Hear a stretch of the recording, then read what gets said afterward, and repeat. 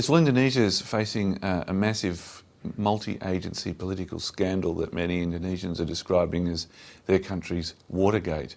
What's happened is that the country's anti-corruption commission has found itself embroiled in a war with the National Police Force and the prosecution agency that involves wiretaps, disclosures of bribery, a conspiracy which was plotted behind the scenes, which even extended to a plan to murder members of the Anti-Corruption Commission by people in police and prosecution.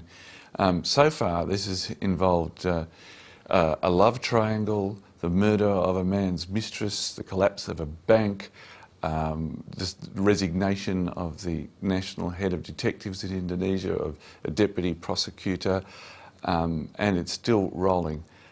The question is, how far will it go? There were some 270 minutes of wiretaps that were revealed by the Anti-Corruption Commission that were played in the Constitutional Court in Indonesia, which had the entire nation riveted to their screens. And it's still streaming the hearings of this case, and Indonesia is transfixed by the revelations. But amongst the revelations was a claim by members of the police and prosecution that the conspiracy that they were hatching was known to and supported by the President, who they referred to by his initials SBY, Susilo Bambang Yudhoyono, or by his number plate, RI1, Republic of Indonesia 1. So that doesn't mean that he did know about it, but it's a little bit like America's Watergate scandal, where it was clear in the case of another second-term president recently re-elected, Richard Nixon, just like Yudhoyono, newly into his second and final term. It was clear that people in his government had committed crimes, as it now seems to be clear in Indonesia. The question was, how far up did it run? We need to look at a little bit the context. It's particularly important for Yudhoyono because he won a spectacular landslide election in Indonesia's second ever direct presidential elections. These are free, fair and democratic, as have been all Indonesia's elections since the fall of Suharto in 1998. Now, one of the reasons for his success electorally was that he ran on a strong anti-corruption platform, that he would wipe out corruption, he would deal with the so-called legal mafia, corruption of the legal system.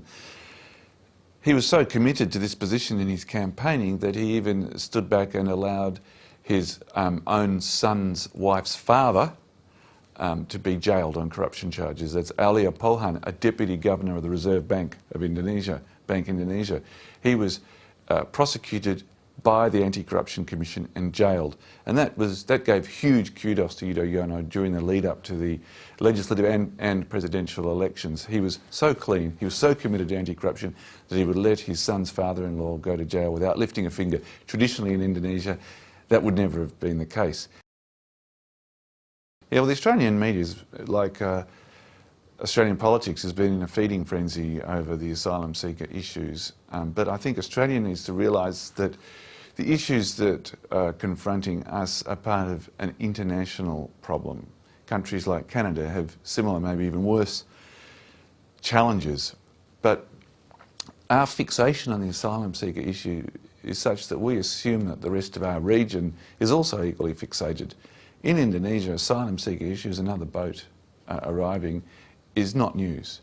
And in fact, the issues with the Oceanic Viking and the deal between Australia and Indonesia to deal with the Sri Lankans on board that boat has barely registered in the Indonesian consciousness, and it's certainly, most Indonesians are not even aware of the disputes that have been dominating our question time. They're much more concerned about the question of whether their government will survive and whether its anti-corruption credentials have any meaning at all. I think that we need to understand that within the Southeast Asian context, not everything that happens is about Australia, and that whilst we have the biggest economy in the region, we are not the most important power. Indonesia dominates the region strategically, and it has its own concerns. It needs to be understood that this is a multi-agency crisis, but it's also a multi-dimensional crisis. There are several different scandals all rolled into one. It started with the collapse of a major bank in Indonesia, Bank Century, and the Anti-Corruption Commission began investigating whether bribes were offered to government in order to secure a bailout for the bank. And this has raised questions about the Vice President, Budiono, a former former governor of the Reserve Bank, and the Minister for Finance, the very competent Sri Mulyani.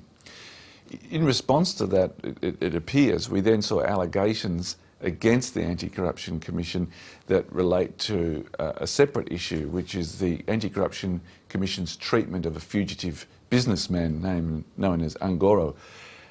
The revelations that started to come out were that two of the deputy commissioners had sought bribes, received bribes from members of Anggoro's family in order to lift travel restrictions that he was facing. Now, this is where it seems that there's an attempt by the police and the prosecutors to frame up, because it now seems that those bribes may never have in fact been paid, and it was a setup to implicate these two deputy commissioners known as Bibit and Chandra. When the Anti-Corruption Commission began to raise these issues with the police response from the National Head of Detectives, a man called Susno, was to say, well, if you want to take us on, it'd be like a gecko taking on a crocodile. And a crocodile in Indonesia has implications of rapacious, exploitative behaviour. Now, that image, which was recorded and later distributed widely, has captured the Indonesian consciousness. And so this has now turned into the struggle between a tiny gecko and a massive evil crocodile representing the government, in fact.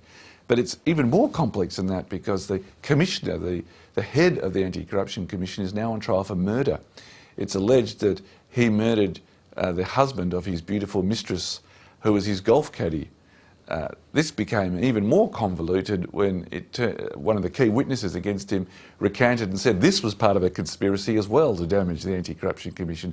So we've got three: the bank collapse, the claims that the Anti-Corruption Deputy Commissioners sought bribes, and the murder trial of the head commission. Each day more of this massive soap opera comes out, and it all plays into this struggle between a tiny, untouchable organisation, the Elliot Ness of Jakarta, against this crocodile. And you can understand that Indonesians are riveted not just by the politics, but by the sheer glitzy soap opera quality of bribes, of mistresses, of murders and conspiracies. No wonder Indonesians are not really paying much attention to Australia's asylum seeker problems.